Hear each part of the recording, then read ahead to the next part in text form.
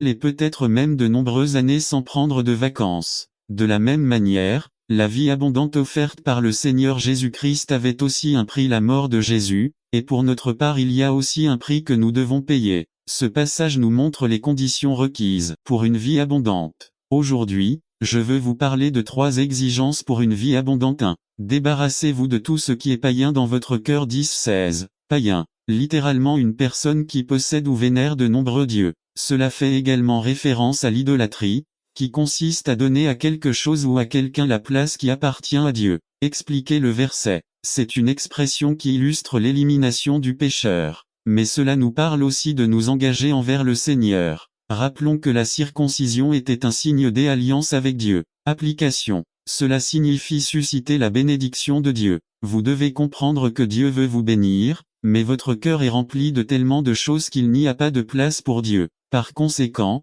débarrassez-vous de tout ce qui empêche la bénédiction de Dieu dans votre vie, comme l'amertume, le ressentiment, la jalousie, l'envie, le ressentiment, etc. 2. Vivez dans la crainte du Seigneur. 10-20-21. Crainte du Seigneur. Cela ne signifie pas vivre dans la peur, et encore moins avoir peur de Dieu. La crainte du Seigneur est plutôt un respect respectueux que nous lui portons parce que nous reconnaissons sa grandeur et sa puissance. Présentez le passage. Craignez le Seigneur. C'est honorer le Seigneur avec nos attitudes et notre tempérament. Et sers-le. Servir le Seigneur est un signe de l'honorer. Nous le servons lorsque nous servons dans l'Église, lorsque nous obéissons à sa volonté, lorsque nous adorons avec le cœur. Attendez-le. Cela signifie rester fidèle au Seigneur en toutes circonstances. Jure par son nom. Cela ne signifie pas je vous jure par Dieu, mais plutôt que vous ne prenez pas d'engagement au nom d'autres dieux. Puissiez-vous maintenir votre fidélité au Seigneur sans compromettre votre foi ni vos convictions. Application. Craignez le Seigneur, c'est reconnaître qui il est, et donc vivre en sachant que tout ce que je fais et tout ce que je suis mérite son respect. Prof 1, 7 dit que la crainte de main vint mais ils n'obéirent pas à Moïse, mais certains l'abandonnèrent pour un autre jour, et il produisit des verets pourris et Moïse était en colère contre eux. C'était ainsi parce que Dieu ne voulait pas que les Israélites aient confiance en eux-mêmes, mais plutôt que leur confiance soit en Dieu pour leur donner leur pain quotidien de notre pain quotidien. Une partie de la vie par la foi consiste à demander les choses nécessaires pour notre vie quotidienne. Quand il y a tant de choses, disons importantes, lorsqu'il y a de grands besoins dans notre vie, notre famille, notre Église et le monde, comment Dieu veut-il que nous le dérangions avec les choses de tous les jours? Nous pensons comme ça, n'est-ce pas? Mais Dieu veut tout. Dieu a promis de prendre notre fardeau comme si c'était son propre fardeau, il suffit de le demander. N'attendez pas qu'il soit trop tard. Devenez membre de la chaîne Today et bénéficiez de réconfort et de soutien dans les moments difficiles. Cliquez sur le lien dans la description de la vidéo mardi 9 avril 2024 page 1. C'est une chose difficile, n'est-ce pas? Parfois, nous oublions que Dieu ne dira pas « assez », c'est assez. Vous avez demandé votre limite pour l'instant. Tu m'as demandé de te soigner il y a 2 jours, et maintenant je ne vais pas te répondre avant un moment. Dieu n'est pas comme ça. Regardez ce que Jésus nous dit un chapitre plus loin, dans Matthieu 7,7. Demandez, et il vous sera donné. Cherchez et vous trouverez, frappez, et on vous ouvrira. 8 Car celui qui demande reçoit et celui qui cherche trouve et à celui qui frappe, on ouvrira. 9 Quel homme parmi vous à qui, si son fils demande du pain, lui donnera-t-il une pierre? 10 Et s'il demande un poisson, lui donnera-t-il un serpent? 11 Si donc, étant méchant, vous savez donner de bonnes choses à vos enfants, combien plus votre Père qui est aux cieux donnera-t-il de bonnes choses à ceux qui les lui demandent? Il faut demander des choses de notre quotidien ainsi que des cas exceptionnels. Dieu veut nous répondre, et il veut les réaliser, il suffit de le demander. Demandez-lui. N'attendez pas qu'il soit trop tard. Devenez membre de la chaîne Today et bénéficiez de réconfort et de soutien dans les moments difficiles. Cliquez sur le lien dans la description de la vidéo. Mardi 9 avril 2024 page 2 numéro 2 Your Kingdom comme résumé partie 2 de la série par Jason Noble leçon 2 Matthieu 6, dit que votre royaume vienne, que ta volonté soit faite sur la terre comme au ciel. 1.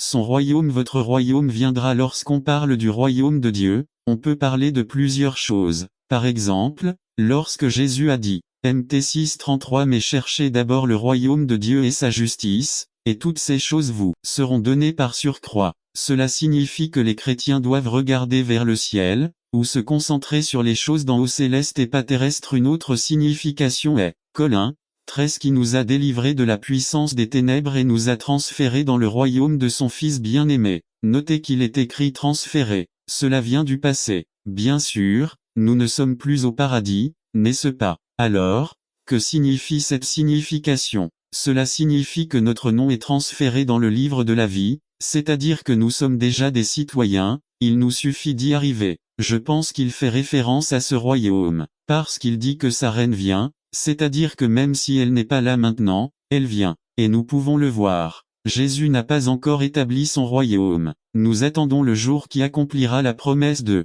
Apocalypse 11:15. Et le 7e ange sonna de la trompette, et il y eut de fortes voix dans le ciel, disant: Les royaumes du monde sont devenus les royaumes de notre Seigneur et de son Christ et il régnera pour toujours et à jamais. Sa venue finale lorsque ce monde sera transformé selon son plan parfait, quand le diable sera jugé et jeté dans l'étang de feu. Savez-vous que le diable n'est pas en enfer? 1 Pierre 5, 8. Soyez modérés et soyez vigilants car votre adversaire le diable, comme un lion rugissant, se promène, cherchant qui il dévorera. Job 1, 7. Et l'Éternel dit à Satan: D'où viens-tu? Et Satan répondit à Jéhovah, en disant: Faire le tour de la terre et la parcourir de. Jésus à Gethsémani a prié pour que la volonté de Dieu soit faite, que ta volonté soit faite, sa volonté dont n'attendez pas qu'il soit trop tard. Devenez membre de la chaîne aujourd'hui et obtenez du réconfort et du soutien dans les moments difficiles. Cliquez sur le lien dans la description de la vidéo. 9 mars, avril 2024 page 1. Nous devons être d'accord avec sa volonté. Et il y a sa volonté écrite volonté et sa volonté personnelle pour nos vies.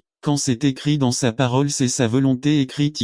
Je vous donne un exemple. Partagez Jésus si Dieu me veut 3. Sa perfection comme au ciel, donc aussi sur terre. Imaginez si la terre serait comme le ciel. Savez-vous qu'au ciel tout se passe exactement selon la volonté de Dieu? Mais ici, nous pouvons être en dehors de la volonté de Dieu. Et cela ne veut pas dire en dehors du plan de Dieu. Parce que Dieu a vu le début et la fin. Rien n'est une surprise. Mais nous avons le libre arbitre. Nous pouvons choisir Dieu ou Satan. Jésus dit que nous devons prier pour que nous soyons dans la volonté de Dieu comme ici si nous étions au ciel maintenant. N'attendez pas qu'il soit trop tard. Devenez membre de la chaîne Today et bénéficiez de réconfort et de soutien dans les moments difficiles. Cliquez sur le lien dans la description de la vidéo. Mardi 9 avril 2024 page 2. Le pouvoir du langage résumé. Ce que vous dites a le pouvoir de construire ou de détruire. Apprenons à parler pour être bénis. Les 10 cours de langue différents. Par Samuel Malaf. Sujet. Le pouvoir de la langue. Record biblique. Proverbe 18, 20 à 24. Luc 6, 45. Introduction. Saviez-vous que chaque mot qui sort de votre bouche a un tel pouvoir qu'avec lui vous pouvez apporter bénédiction ou malédiction? Vous pouvez construire ou détruire. Saviez-vous également que chaque mot qui sort de votre bouche reflète clairement ce qui se trouve dans votre cœur? Comment parlez-vous à vos enfants, votre conjoint, votre mère et votre père, vos frères et sœurs? J'ai été déçu par une paire de Nike lors d'une visite que j'ai effectuée avec Elina, ma femme, à Séoul, en Corée du Sud, où s'est déroulée la Coupe du Monde il y a quelques années.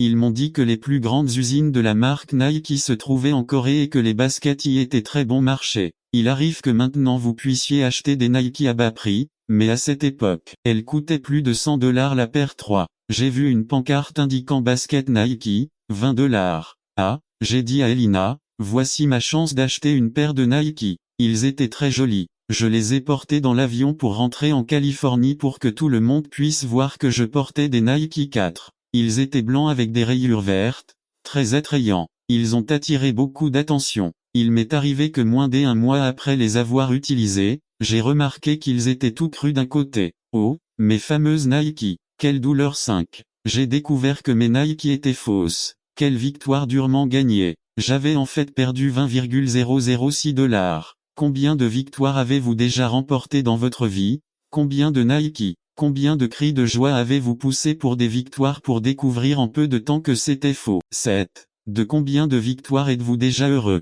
Un jeu, une petite amie, un voyage, une bonne note à l'école, la même paire de chaussures de tennis Nike. Des victoires, Nike qui ont duré peu de temps. De fausses victoires qui se sont soldées par une défaite. 8. Le garçon vous a invité au banquet. Vous étiez si heureux que le lendemain, il vous a dit pas toujours. Vous vous êtes faufilé avec votre petite amie, Nike, Une victoire qui disparaît lorsque votre maman ou votre papa vous surprend sur la vague. Le petit ami qui vous a dit hier qu'il vous aimait beaucoup, vous dit aujourd'hui pas plus. 2. La vraie Nike. Se pourrait-il qu'il y ait de vraies victoires, les Nike, qui ne finissent jamais? Y a-t-il des Nike en qui je peux faire confiance? Ne croyez-vous pas qu'il devrait y avoir des victoires qui durent plus longtemps? Je veux vous dire qu'ils existent. Vous pouvez être propriétaire de Nike. Vous pouvez obtenir de vraies victoires. Comme, ne fermez pas vos oreilles maintenant, car si vous les fermez, vous continuerez à vous battre pour de fausses victoires, qui ne durent pas longtemps. Écoutez maintenant, 1 Jean 5:4-5. Car tout ce qui est né de Dieu triomphe du monde et c'est la victoire Nike qui a vaincu le monde notre foi. Qui est celui qui a vaincu Nike le monde, sinon celui qui croit que Jésus est le Fils de Dieu 2. Les vraies victoires, nos victoires, les vrais Nike viennent de Dieu. C'est une victoire complète et éclatante. Il n'y a pas de procès ni de discussion, même avec un arbitre car nous pensons qu'ils ont mal agi. N'attendez pas qu'il soit trop tard. Devenez membre de la chaîne Today et bénéficiez de réconfort et de soutien dans les moments difficiles. Cliquez sur le lien dans la description de la vidéo. Mardi 9 avril 2024, appel page 2. Pas avec un petit ami qui disait qu'il m'aimait et maintenant il ne m'aime plus. Pas avec une paire de chaussures de tennis dont on m'a dit qu'elles étaient authentiques 3. Dans cette victoire, il n'y a ni tromperie. C'est une vraie Nike. Pasteur, mais parfois je me sens comme un perdant, vaincu. Parfois, je me sens perdu. Si tel est votre cas, écoutez les paroles suivantes de Jésus, Jean 16:33. Je vous ai dit ces choses afin que vous ayez la paix en moi. Dans le monde, vous aurez de l'affliction, mais ayez du courage. J'ai vaincu le monde 4. Il y a deux choses que vous devez comprendre ici à la victoire. Nike, est à toi quand tu crois que Jésus est le Fils de Dieu, le Sauveur. B. La victoire, Nike, est à nous lorsque nous lui faisons confiance.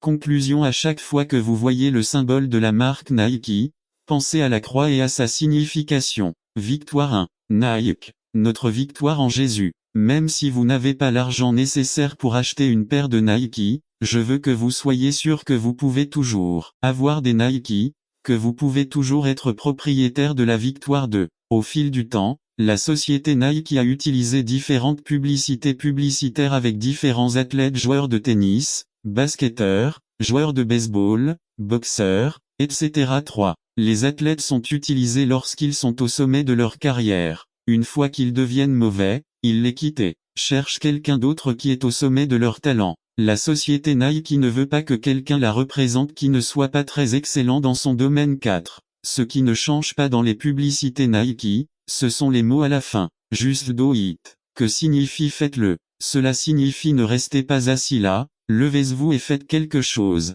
B. La victoire de Jésus se termine également par un faites-le. Il le dit à tous ceux qui ne savent pas quoi faire. La victoire de Jésus a de la place pour tout le monde. 1. Comme Michael Jordan, vous aussi pourrez voler, et encore plus haut, vous volerez vers le ciel lorsque nous serons enlevés dans les nuages pour recevoir Jésus dans les airs et vivre ainsi éternellement avec le Seigneur. Voir 1 Thessaloniciens 4:17. Dans Romains 5:8, nous lisons, mais Dieu démontre son amour pour nous en ce que, alors que nous étions encore pécheurs, Christ est mort pour nous 2. Les Nike sont à vous, maître sûr. La victoire est à vous, accepte-le. Pour les perdus, pour les tristes, pour les découragés, pour ceux dont les parents ne les comprennent pas, pour ceux dont le petit ami les a quittés, pour ceux qui ne réussissent pas bien à l'école, pour ceux qui ne savent pas faire leurs devoirs. Veux-tu accepter la victoire de Jésus pour toi? Fais-le, c'est tout. N'attendez pas qu'il soit trop tard. Devenez membre de la chaîne Today et bénéficiez de réconfort et de soutien dans les moments difficiles.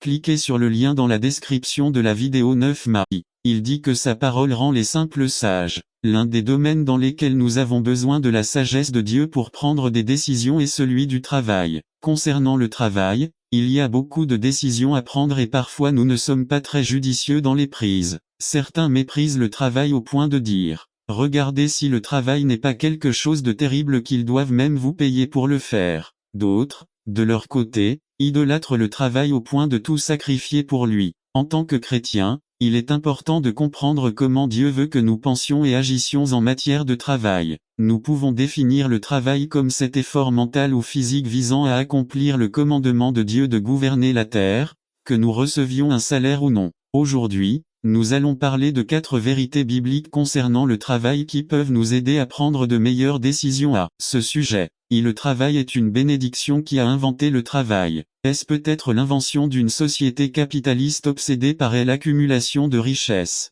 Est-ce une malédiction qui est tombée sur l'humanité à travers la chute? La Bible, comme pour tout le reste, a des réponses à ce sujet et nous devons les connaître. Beaucoup de gens croient que le travail est venu à l'humanité comme une malédiction pour être tombé dans le péché. Esta Heidi se deriva de une mala interprétation de Génésis 3, 17 à 19 que 10. À l'ombre le dijo, por cuanto le hiciste caso a tu mugé, y comiste del árbol del que te prohibí comer, maldita sera la tierra por ta faute. Avec un travail pénible, tu en mangeras tous les jours de ta vie. La terre produira pour toi des chardons et des épines, et tu mangeras des herbes sauvages. Vous gagnerez votre pain à la sueur de votre front, jusqu'à ce que vous retourniez au même pays d'où vous avez été tiré, car tu es poussière, et tu retourneras à la poussière. N'attendez pas qu'il soit trop tard. Devenez membre de la chaîne Today et bénéficiez de réconfort et de soutien dans les moments difficiles. Cliquez sur le lien dans la description de la vidéo mardi 9 avril 2024 page incertain. En lisant les mots à la sueur de ton visage tu mangeras du pain jusqu'à ton retour sur terre. Pense qu'à cette époque le travail était institué comme une sorte de punition ou de conséquence du péché. Mais ces paroles ne veulent pas dire qu'avant la chute il n'y avait pas de travail, mais plutôt que le travail, activité instituée par Dieu dès la création et avant la chute, deviendrait compliqué et difficile parce que la terre était sous la malédiction du péché. Nous ne pouvons en aucun cas conclure qu'aujourd'hui nous travaillons à cause du péché. En fait, la Bible nous montre que l'ouvrier par excellence est Dieu lui-même. G1. Dieu n'est pas une personne paresseuse et désobligeante. Jésus a dit, « Mon Père travaille jusqu'à présent » Jean 5, 17.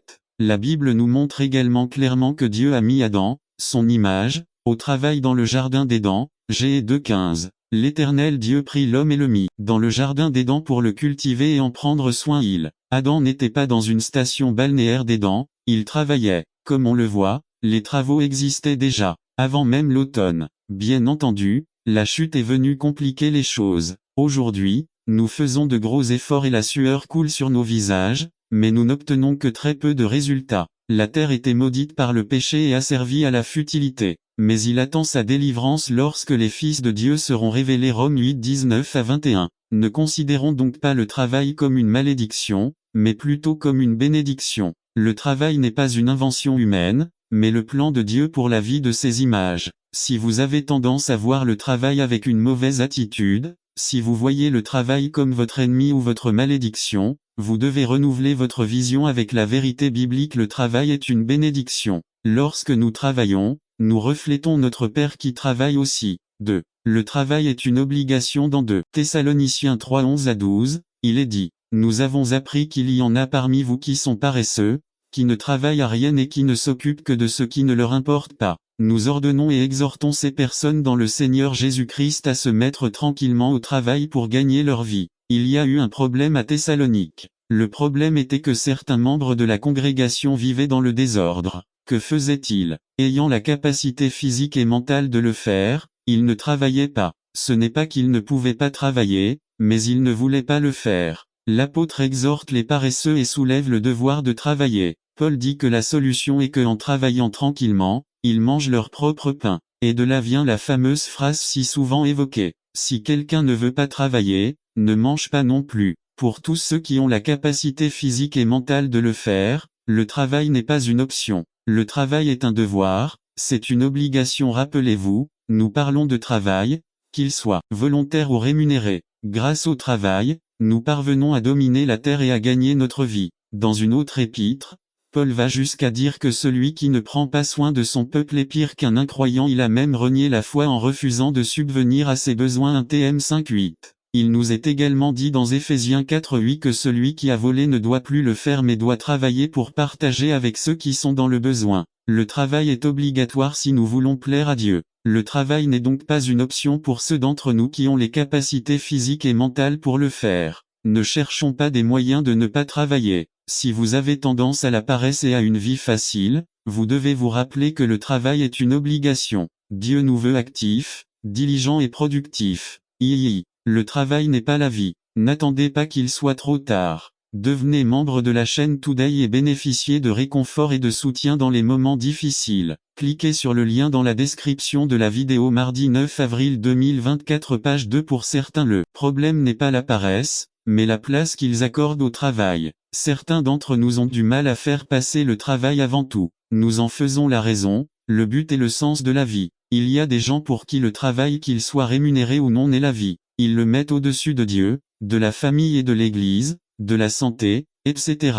La Bible dit dans Ecclésiaste 4:8, « Un homme est seul, sans successeur, sans fils ni frère. Il ne cesse jamais de travailler, ses yeux ne sont pas remplis de richesses, et il ne se demande pas non plus, pour qui est-ce que je travaille et prive ma vie de tout bien-être. Cela aussi est vanité et travail acharné. » Le livre de l'Ecclésiaste est une réflexion sur la futilité de la vie vécue sans Dieu comme centre. Les gens aspirent au pouvoir, à la richesse, au travail, remplaçant Dieu dans leur vie. Ils sacrifient tout pour un peu plus de pouvoir, pour un peu plus de richesse, pour un peu de renommée, pour un peu plus de position. Mais le problème, c'est que vous n'êtes jamais satisfait et qu'à la fin vous vous privez de choses importantes et durables comme des moments avec vos enfants, avec votre conjoint, avec vos frères et sœurs. Ceux qui mettent le travail au cœur de leur vie, au fil des années, finissent par regretter de ne pas avoir mis Dieu au centre pour pouvoir profiter des bénédictions que procure le travail. Un pasteur a déclaré, « Je n'ai jamais vu une personne sur son lit de mort regretter de ne pas avoir passé plus de temps au bureau ou dans les affaires. Ce que j'ai toujours constaté, c'est que les gens regrettent de ne pas avoir passé plus de temps avec leurs enfants, avec leurs conjoints ou de ne pas avoir consacré plus de temps au service de leurs voisins. Le travail n'est pas la vie. Le travail est une bénédiction, c'est une obligation, mais ce n'est pas la raison de vivre. Cet endroit appartient à Dieu. Le mettre au centre est la seule façon pour nous de pouvoir profiter du fruit de nos efforts, car nous le ferons avec sagesse et pour sa gloire. IV. Le travail est un acte d'adoration. Lorsque nous pensons au travail, nous réfléchissons à la manière dont il répond à nos besoins matériels, qu'ils soient personnels ou ceux des autres, mais nous ne pensons jamais au travail comme quelque chose de spirituel, c'est-à-dire quelque chose qui a à voir avec la gloire de Dieu. C'est un acte d'adoration. Dans Colossiens 3 2224, il est dit, « Serviteurs, obéissez en toutes choses à vos maîtres sur terre, non pas pour plaire aux hommes, mais avec sincérité de cœur, dans la crainte du Seigneur. Et quoi que vous fassiez, faites-le de tout cœur, comme en travaillant pour le Seigneur et non pour les hommes, sachant que du Seigneur vous recevrez la récompense de l'héritage. » C'est le Christ Seigneur que vous servez. Le Seigneur dit à ceux d'entre nous qui travaillent que nous devons le faire pour lui plaire et non pour plaire aux hommes, que nous devons travailler comme pour le Seigneur et pas seulement pour les hommes, et que lorsque nous travaillons, nous servons le Christ. Réalisez-vous que cette perspective peut révolutionner votre vie professionnelle. Cette perspective vous dit de ne pas travailler pendant 15 jours, mais d'honorer Dieu. Ne travaillez pas pour rendre votre patron heureux, mais pour plaire à Dieu. Que, lorsque vous faites un travail pour l'entreprise dans laquelle vous travaillez pour Christ. Quelle que soit votre profession légale, bien sûr, que vous changiez des canalisations ou répariez des ordinateurs, que vous changiez des couches ou vendiez des objets, que vous instruisiez des enfants ou ramassiez des ordures, que vous gériez le personnel d'une entreprise ou que vous laviez et repassiez, lorsque vous travaillez, vous pouvez glorifier Dieu avec ce que vous faites. Au-delà du salaire, quelle que soit la popularité de votre travail, combien il peut être monotone et fatigant, rappelez-vous, vous êtes un serviteur du Christ. Vous adorez Dieu en travaillant. Conclusion: n'attendez pas qu'il soit trop tard. Devenez membre de la chaîne Today et bénéficiez de réconfort et de soutien dans les moments difficiles. Cliquez sur le lien dans la description de la vidéo mardi 9 avril 2024 page 3. Comme c'est quelque chose de si quotidien et qui nous appartient tellement, nous sommes très vulnérables à prendre des décisions stupides concernant le travail. Mais le commencement de la sagesse est la crainte du Seigneur. C'est prendre au sérieux l'œuvre de Jésus dans nos cœurs et se soumettre à sa parole. Commencez à voir votre vie professionnelle du point de vue de Dieu. Commencez à être sage dans vos décisions concernant le travail. Si vous avez une mauvaise attitude envers le travail, rappelez-vous que Dieu vous l'a donné comme une bénédiction. Si tu te vois tenté par la paresse, rappelez-vous que Dieu nous dit que le travail est une obligation. Si vous faites du travail votre priorité dans la vie et, en fait, vous définissez votre vie par votre travail, à tel point que vous sacrifiez d'autres aspects plus importants, Rappelez-vous que Dieu vous dit que le travail n'est pas la vie. Il y a des choses plus importantes que le travail. Si vous pensez que votre métier manque de dignité, si vous pensez que laver et repasser n'ont aucun mérite, rappelez-vous qu'avec votre travail vous servez le Christ et vous adorez Dieu. Quelle attitude aurez-vous demain, lundi, lorsque vous vous réveillerez après une semaine bien remplie de travail? Quelle décision prendrez-vous concernant comment, quand, où et pourquoi travailler? Par la grâce de Dieu, vous pouvez vous réveiller reconnaissant envers Dieu pour la bénédiction du travail, avec la joie de remplir votre devoir devant Dieu, en remettant le travail à sa juste place sous la seigneurie de Dieu et avec la joie d'aller au-delà du salaire et fatigue, servir le seul qui mérite toute votre adoration. N'attendez pas qu'il soit trop tard. Devenez membre de la chaîne Today et bénéficiez de réconfort et de soutien dans les moments difficiles. Cliquez sur le lien dans la description de la vidéo. Mardi 9 avril 2024 page 4 Le père du prodigue résumé. On parle toujours du fils prodigue, mais qu'en est-il du père de ce fils? Par Crébéné le pape du prodigue LC 15, 11 à 24 le pourvoyant de la famille le maître de la maison, se rendra compte de la manière dont nous avons subvenu aux besoins de notre famille à Tim 5, lui si quelqu'un ne prend pas soin de son peuple, et surtout de ceux de sa maison, il a renié la foi et est pire qu'un incrédule nourriture, vêtements, abri, protection, conseil, motivation, amour, etc. La mère et les enfants souffrent lorsque le père n'est pas responsable. 2. Fournir un héritage à ses enfants. Prof 13, 22 Un homme bon laissera un héritage aux enfants de ses enfants, mais ce que possède un pécheur est réservé aux justes. Héritage physique et spirituel, l'aîné a reçu une double part. Le plus jeune savait qu'un héritage l'attendait aussi. Quel genre d'héritage préparez-vous pour vos enfants? Proverbe 22 Une bonne réputation vaut mieux que de grandes richesses et pour être apprécié, plus que l'argent et l'or, il ne devrait pas arriver qu'un jeune homme ait honte d'indiquer qui est son père. Il a reconnu le droit de son fils de choisir son propre voie. Quand vous devenez adulte, vous devez laisser vos enfants prendre leurs propres décisions, pas la règle. Pour les enfants et adolescents au temps de la Bible, on était reconnu comme homme qu'à 30 voire 40 ans au fur et à mesure qu'il grandissait. Son père accepta de lui donner son héritage et lui permit de sortir, même dans le mauvais chemin. N'attendez pas qu'il soit trop tard. Devenez membre de la chaîne Today et bénéficiez de réconfort et de soutien dans les moments difficiles. Cliquez sur le lien dans la description de la vidéo. Mardi 9 avril 2024 page 1. Nous avons besoin de la sagesse de Dieu et de la maîtrise de soi pour ne pas contrôler la vie de nos enfants qui sont plus âgés et qui ont quitté la maison.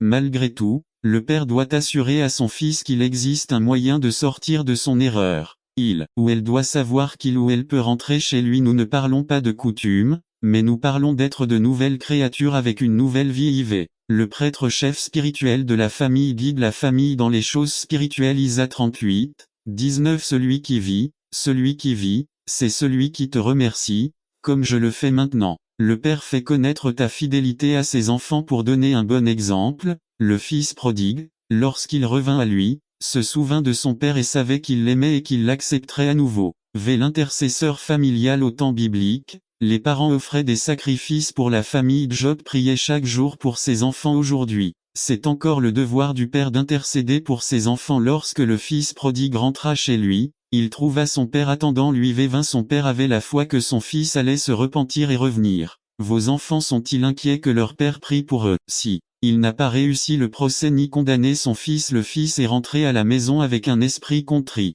Il s'est repenti et il n'était pas nécessaire de le gronder ou de le frapper, il l'a serré dans ses bras. V. Nous avons besoin de parents compatissants qui savent montrer de l'amour à leurs enfants. Pas seulement cracher des paroles creuses. Il était reconnaissant que son fils soit revenu. Il a organisé une fête pour montrer sa gratitude et son amour. Il l'a restauré comme un fils, pas comme un esclave vieil. Il a aimé ses enfants également.